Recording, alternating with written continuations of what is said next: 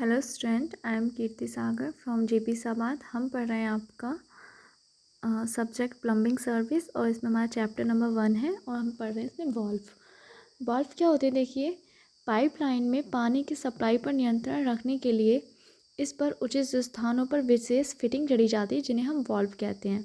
ये क्या करते हैं? पानी की सप्लाई को खोलने, बंद करने, पाइपों में फंसी पाइप को बाहर निकालने, जलदाब को कम करने एवं विपरीत दिशा में जल प्रवाह रोकने के लिए लगाए जाते हैं।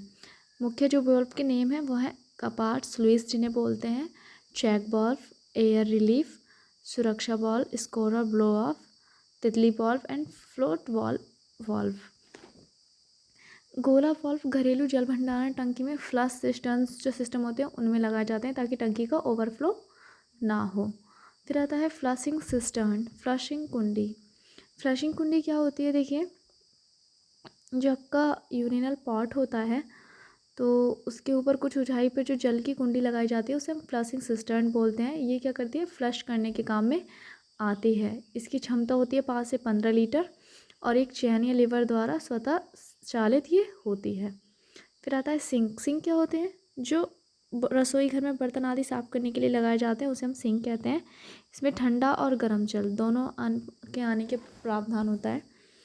कुछ सिंक के साथ आपका ड्रेनिंग बोर्ड भी लगाया जाता है जिस पे बर्तन धुलकर रखे जा सकते हैं और सिंक की तली पर बोतल ट्रैप दिया जाता है। फिर आता है वाटर क्लोजेस्ट। वाटर क्लोजेस्ट क्या होता है? जो आपका स्टार्टर जो लेके जाता है जो पॉट, उसको वाटर क्लोजेस्ट बोलते हैं। फिर आता है आपका यूरिनल एंड लेडी यूरिनल, ये सब आप खुद से पढ़ लेना। वॉश बेसिन क्या होता है आपका? हाथ मुंह धोने के लिए जो स्नान घर, भोजन कक्ष इत्यादि में जो लगाया जाता है। ये क्या होता है? दीवार पर, फर्श पर खड़ा लगाया जाता है या फिर दीवार से सटा कर लगाया जाता है। इसमें भी ठंडा और गर्म जल दोनों आने की टोटी होती हैं। पानी को स्टोर करने के लिए इस पर चैननुमा प्लग लगा रहता है। इसकी तली पर बोतलनुमा ट्रैप लगाया जाता है। बाथ टब क्या होता है? ये बाथिंग करने के लिए होता है। यह 1.5 से 1.9 मीटर लंबा होता है, 50 से 75 मीटर चौड़ा एवं 45 से 60 सेंटीमीटर गहरा होता है। ये एक आइडियल कंडीशन है, ऐसा नहीं है कि इसे बड़ा नहीं हो सकता। इसमें जल प्रवेश टोटी तथा तली पर अवजल निकास छिद्र पर ट्रैप लगा होता है। शावर। फिर आता है जल बौछारक, इसे फव्वारा भी कहते हैं। स्नान कक्ष में होता है, कुछ ऊंचाई से इस पर पानी गिरता है। इसकी ऊंचाई फर्श तल से 1.9 मीटर होनी चाहिए। फिर आता है गंदा जल, अवजल या सुलेज। इसमें स्मेल आती है। रसोई घर, स्नान कक्ष, धावन पात्र, फर्श धुलाई से निकला बेकार पानी, उसको हम सलेज बोलते हैं। इसे ट्रैप द्वारा सीवर में डाला जाता है अथवा खुली नाली में बहने दिया जाता है। इसे किचन गार्डन के लिए भी यूज़ किया जा सकता है। फिर आता है आपका सीवेज। सीवेज क्या होता है आपका? जो आपका वॉशरूम से निकला हुआ गंदा जल जिसमें स्मेल आती है वो आपका सीवेज कहलाता है। इसे भी सीवर द्वारा भवन से बाहर ले जाया जाता है। सीवरेज क्या होता है? सीवरेज क्या होता है? जब आपका वेस्ट होता है वॉशरूम से निकला हुआ, जब उसको उपचार निपटान के लिए जब इसे बंद नालियों द्वारा बस्ती से बाहर ले जाया जाता है तो इस व्यवस्था को सीवरेज सिस्टम कहते हैं। क्योंकि ये दूषित होता है इसीलिए इसे बंद नाली द्वारा ही घरों से बाहर ले जाया जाता है। फिर आता है आपका मेन होल या प्रवेश छिद्र या सीवर मोखा। सीवर नाली में सीवेज प्रवाह पर नज़र रखने तथा प्रवाह में आई किसी रुकावट, कचरे को दूर करने के लिए सीवर जो सिस्टम होता है उसमें क्या करते हैं, उचित दूरी पे जो मेन होल बनाए दिए जाते हैं ताकि उसमें कोई एंट्री कर सके और वापस आ सके। इस छेद को ढक्कन लगा के बंद रखा जाता है ताकि कोई इसमें गिर ना जाए। फिर आता है आपका इंस्पेक्शन चैम्बर, निरीक्षण मोखा।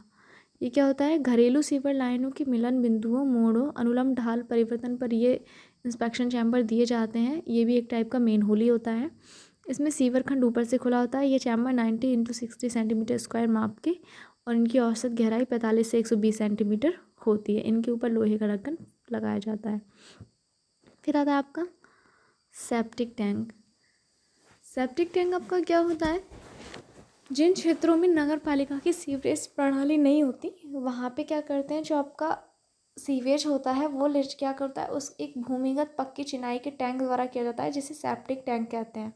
इसमें वायुजीवी बैक्टीरिया सक्रिय होते हैं और सीवेज का विघटन करते हैं, जैसे आपत्ति रहित द्रव सलज में बदलते हैं और दूषित गैसें नल से निकलकर वायुमंडल में चली जाती हैं। फिर आता है आपका चौबच्चा, कैसपूल।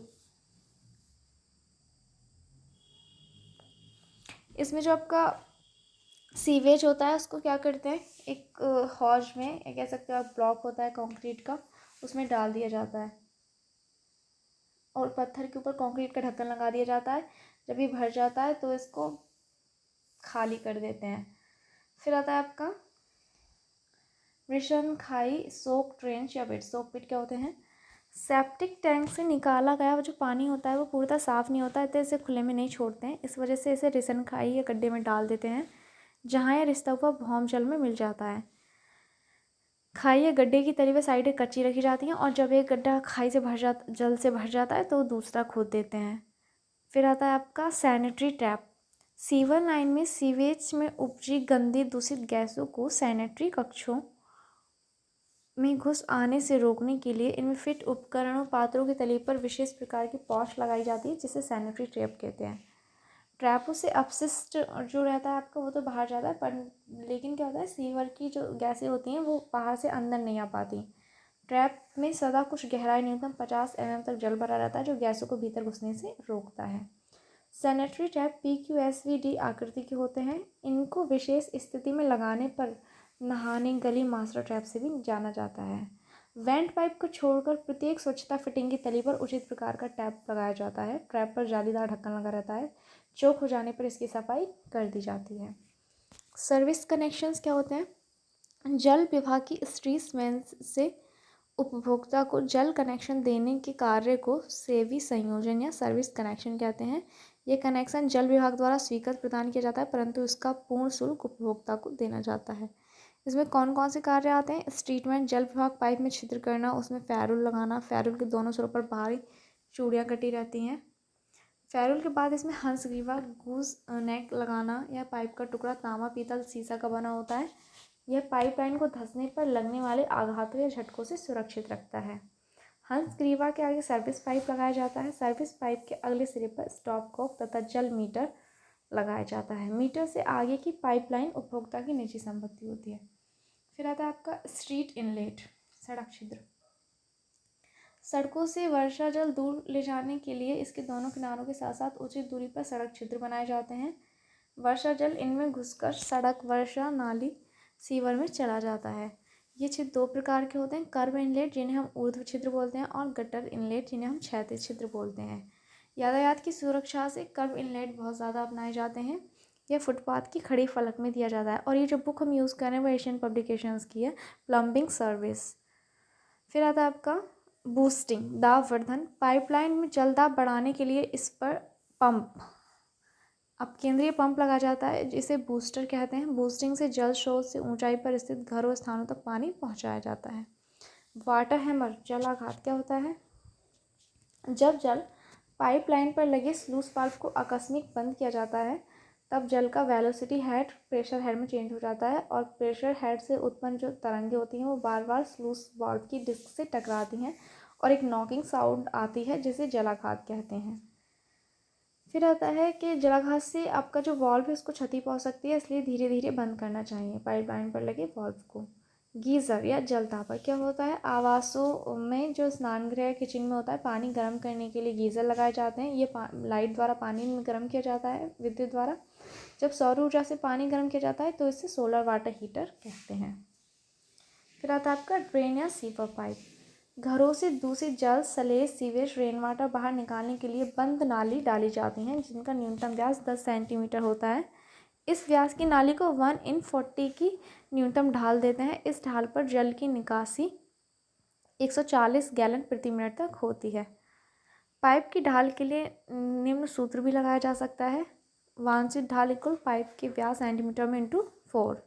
अतः 10 सेंटीमीटर व्यास के पाइप की ढाल क्या होगी, 40, अर्थात 1/40। आपने हाईवे इंजीनियरिंग पढ़ रखा होगा तो 1/40 का मतलब आप समझ रहे होंगे। 1 वर्टिकल में अगर आप एक एग्जांपल से समझते हैं, अगर आप 40 मीटर आप हॉरिजॉन्टल चलेंगे तो आपको 1 मीटर वर्टिकल मिलेगा। फिर आता है आपका वेंटिलेटिंग शाफ्ट, संवादन चिमनी। सीवर लाइन में जो उत्पन्न दूषित गैसें होती हैं जैसे H2S, CO2, CH4, CH3, इनको बाहर निकालने के लिए सीवरों में इसके कारण विस्फोटन रोकने के लिए सीवर लाइन में उचित दूरी पर एक खड़ा पाइप लगाया जाता है, ऊंची चिमनी जिसे कहते हैं। इसको एक पाइप द्वारा जोड़ा जाता है। समाधान चिमनी की ऊंचाई आसपास के आवासीय घरों से कुछ ऊंची रखनी चाहिए। क्या था आपका बॉर्निंग रॉड। सीवर की अनुलंब ढाल को सीवर की पैंदी पर अंतरित करने या जांच करने के लिए छड़ इस्तेमाल की जाती है। यह 2 भागों में होती है, एडजस्टेबल प्रकार की होती है और इसकी तली पे सू लगा रहता है। सीवर पिल्स क्या होती हैं? ये व्यास की धातु की या रबड़ की या लकड़ी की खोखली बॉल्स होती हैं। इन्हें बारी बारी से पहले कम व्यास की फिर बड़े व्यास की चोक्ड सीवर में डाला जाता है। सीवर प्रवाह की रुकावट को दूर किया जाता है। फिर आता आपका पाइप साफ्ट या नलवाहिनी। बहुतलीय भवन जो होते हैं उनमें जल आपूर्ति पाइप, मलक जल पाइप, वात पाइप, वर्षा जल निकासी पाइप सभी एक ही स्थान पर स्थापित किए जाते हैं ताकि इनकी निरीक्षण कार्य में सुविधा रहे और स्थान की बचत हो। तो अतः उपरोक्त सभी पाइपों को जिस पक्के घेरे में स्थापित किया जाता है उसे कहते हैं पाइप साफ्ट या डक्ट।